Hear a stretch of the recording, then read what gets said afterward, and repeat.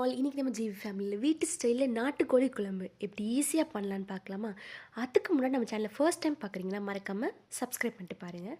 Simple ingredients தான். சீரகம், சோம்பு, மிளகு, இதை மூணையும் ஒரு மிக்ஸி ஜாரில் போட்டு ஒரு பவுடர் மாதிரி நம்ம அரைச்சி எடுத்துக்க போகிறோம். அதே ஜாரில் ஒரு கை அளவுக்கு சின்ன வெங்காயம், பூண்டு, கொஞ்சோண்டு டர்மரிக் வாட்டர் ஆட் பண்ணி நல்லா ஃபைன் பேஸ்ட்டாக நம்ம அரைச்சி எடுத்துக்கலாம். நெக்ஸ்ட் நம்ம வாங்கி வச்சுருக்க நாட்டுக்கோழி அதை நல்லா வாஷ் பண்ணி ஒரு பவுலில் ட்ரான்ஸ்ஃபர் பண்ணிக்கிறேன்.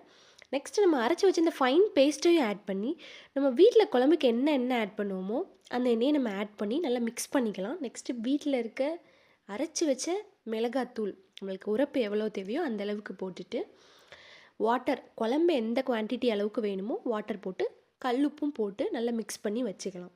கடாயில் தாளிப்புக்கு தேவையான பொருள் நல்லெண்ணெய் ஊற்றி சோம்பு, பட்டை வகை எல்லாம் ஆட் பண்ணதுக்கப்புறம் சின்ன வெங்காயம் போட்டு நல்லா கிண்டிக்கலாம், கலர் சேஞ்ச் ஆகிற வரை லைட்டாக.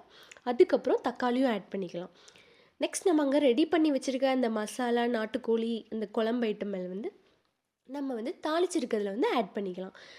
இது இப்போ நம்ம சிம்பிளான நாட்டுக்கோழி குழம்பு ரெடி ஆகிட்டு இதை நல்லா நம்ம கிண்டிட்டு ஒரு 20 to 25 மினிட்ஸ் 30 மினிட்ஸ் கூட அப்ராக்சிமேட்டாக நம்ம லிட்டு போட்டு க்ளோஸ் பண்ணி வச்சிட்டோன்னா சுவையான நாட்டுக்கோழி குழம்பு ரெடி ஆயிரும்.